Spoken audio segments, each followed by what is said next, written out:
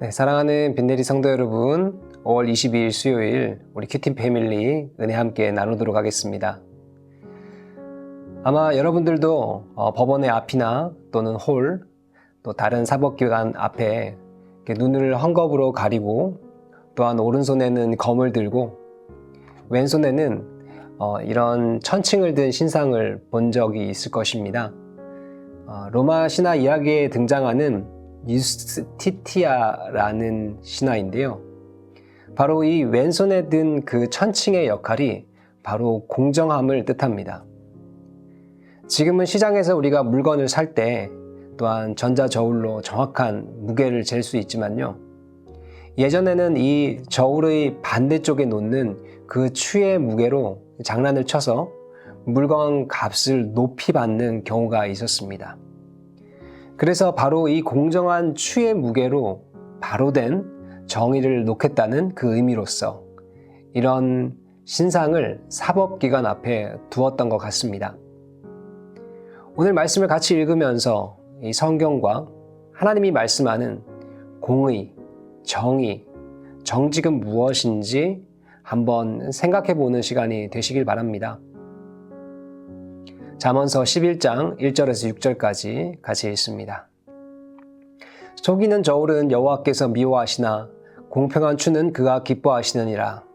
교만이 오면 욕도 오거니와 겸손한 자에게는 지혜가 있느니라. 정직한 자의 성실은 자기를 인도하거니와 사악한 자의 패역은 자기를 망하게 하느니라.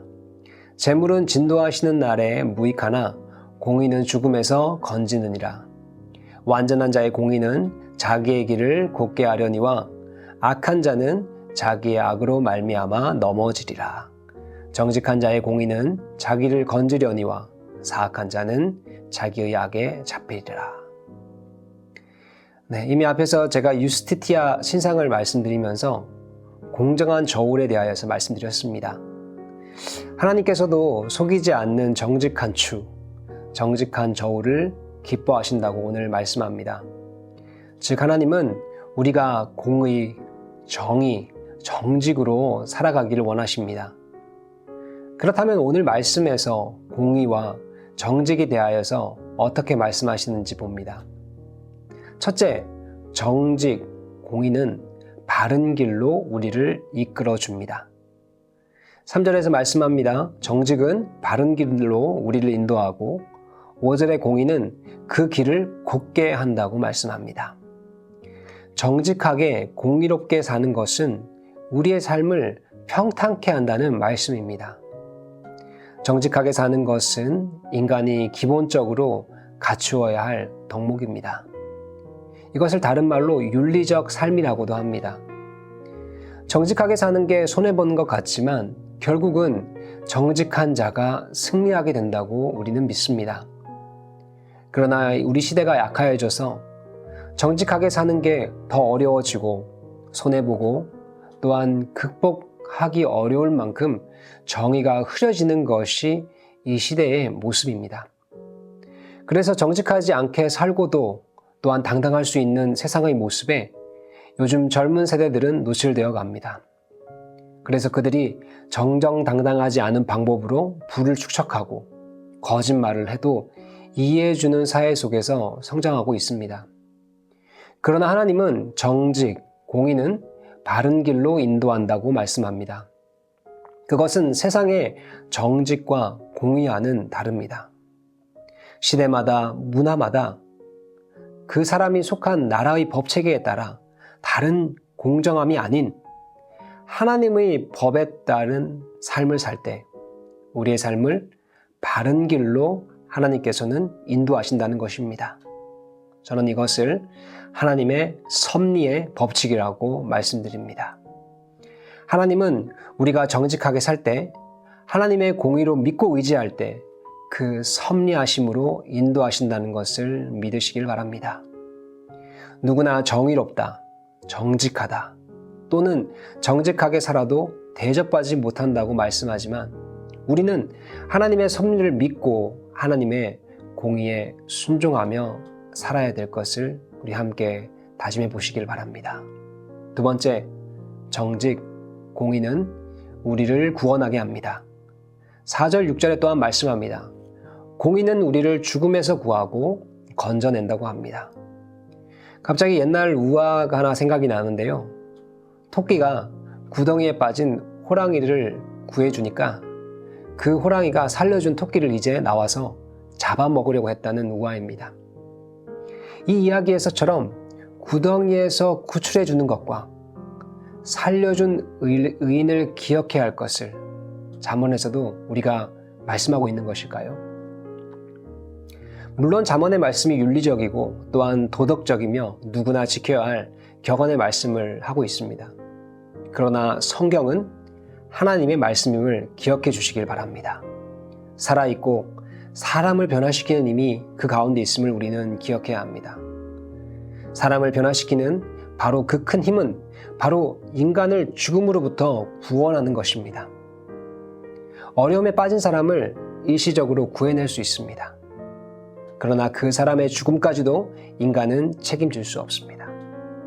그러나 죽음 이후에 대해 삶에 대한 보장과 내가 지울 수 없는 죄의 흔적도 우리 주님은 깨끗하게 해결해 주셨습니다. 바로 그것이 진정한 공의이며 우리가 따라야 할 유일한 길임을 우리는 믿습니다. 이미 우리는 이 공의로서 모두 구원받았음을 알고 있습니다. 그러나 주변에 아직 이 길을 알지 못하는 사람들이 있습니다.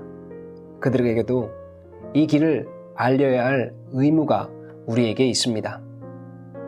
예수 믿는 이유가 내가 구원받고 나만 만족하며 살 것이 아님을 우리는 압니다. 말씀처럼 참된 공의가 무엇이며 또 우리의 삶을 바른 길로 인도하며 또 구원할 유일한 방법임을 알려줘야 할 책임이 우리 가운데 있다는 것입니다.